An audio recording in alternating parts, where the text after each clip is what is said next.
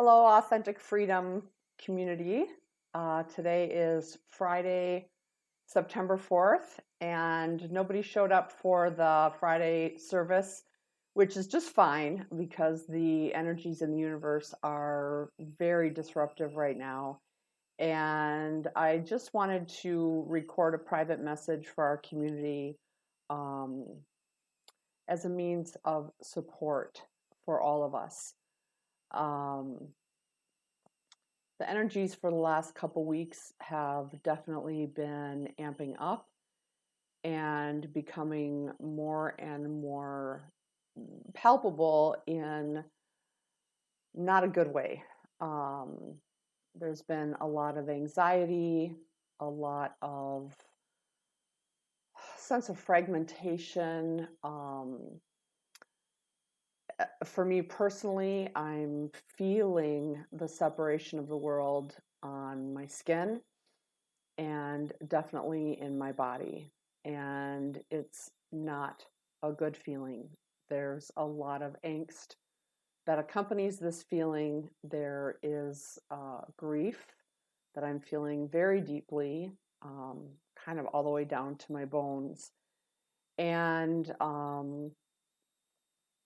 it's just a difficult time that we're moving through. And astrologically, again, I'm not an astrologer, but I know Mars and Saturn are doing something, and Mars is about fire and power and change, and Saturn is about systems and institutions. And we all are aware of the dramatic shift that is happening in our world as we move through the world or move beyond the world that has been built on fear, power, and control and oppression, and toward a world that is built on union and compassion and love.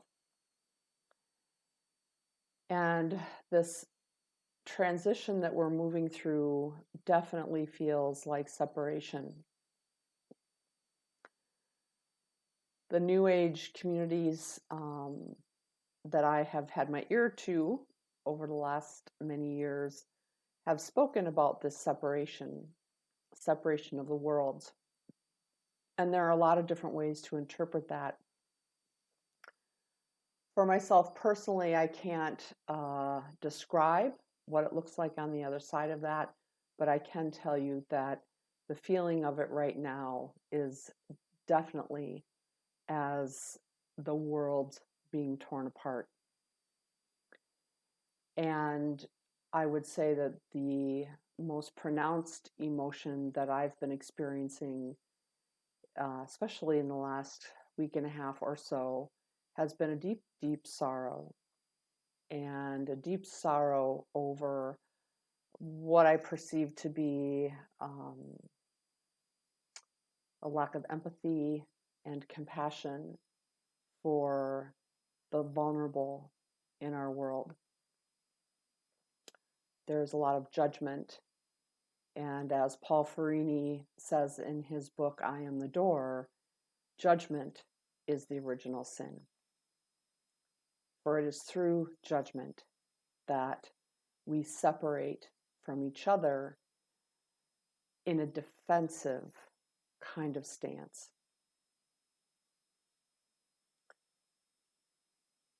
So all of this is to, I think, describe where we've been. And I know many of you are feeling this energy in and probably on your being in some way. I wanted to share as part of my message today a dream that I had last night. And it was a very disturbing dream. And I have had to spend most of the day allowing myself to be open to making sense of the dream. For on the surface, it was a dream of devastation and destruction. Now, I know that dreams are symbolic and meant to be interpreted as a metaphor. So with that in mind, I'll share the symbols that I saw in the dream.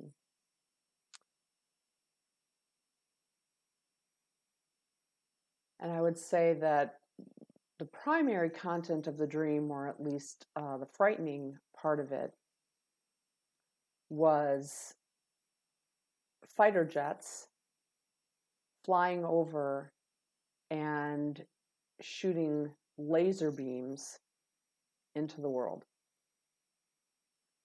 And these laser beams were like photon torpedoes, something very destructive. And these planes were American planes. Now, I prefer not to interpret this as literal in the sense of a military violent destruction to our culture. I hesitate to even entertain that thought because it sounds horrible. And I certainly don't want that to be the means to our end. At the same time, I think that those symbols illustrate the violence that we're feeling in our world right now. The violence that is coming forth out of the collective shadow that has been present within our culture from the very beginning, but has been given more and more and more permission to come forward, to be seen, to be known, to be vocal and loud. This is our collective shadow, and the collective shadow of what I call the unholy or the toxic masculine. And I don't mean that in gender terms or sex terms. I mean that in the sense of that within us, which is ruled by fear, power, oppression, and control. And ultimately, that are symptoms of the unhealed within us. For those who have had the opportunity to transform that fear, power, and control within themselves, they are finding themselves living within what I would call the holy masculine, which is protective, an advocate, a provider, a guardian. The energy that upholds, that activates, and that takes action. The holy masculine is non-violent in its nature.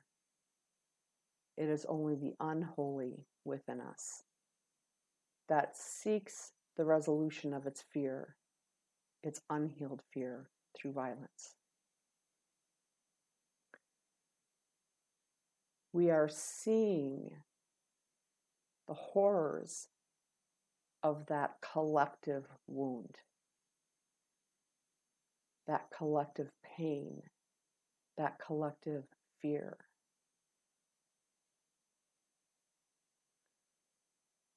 And I have compassion for the wounds that created those kinds of violent reactions in the first place. So to return to the dream, what I saw was a violent end to the unholy masculine. It is almost as if that which is wounded and unhealed and trapped in fear is undoing itself, or is the cause of its own undoing.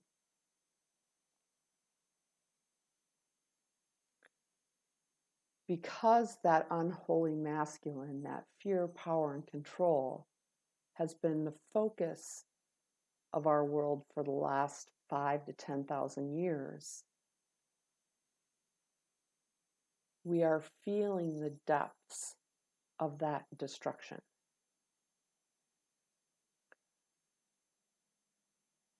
And it's scary.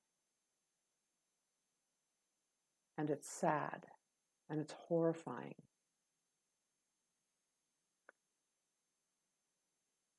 And yet the dream was not just about the violent end. Because interwoven into the dream was the profoundly comforting, strengthening, secure, and safe feeling that is known within the holy that is in all of us. In the dream, this was specifically portrayed as the holy masculine.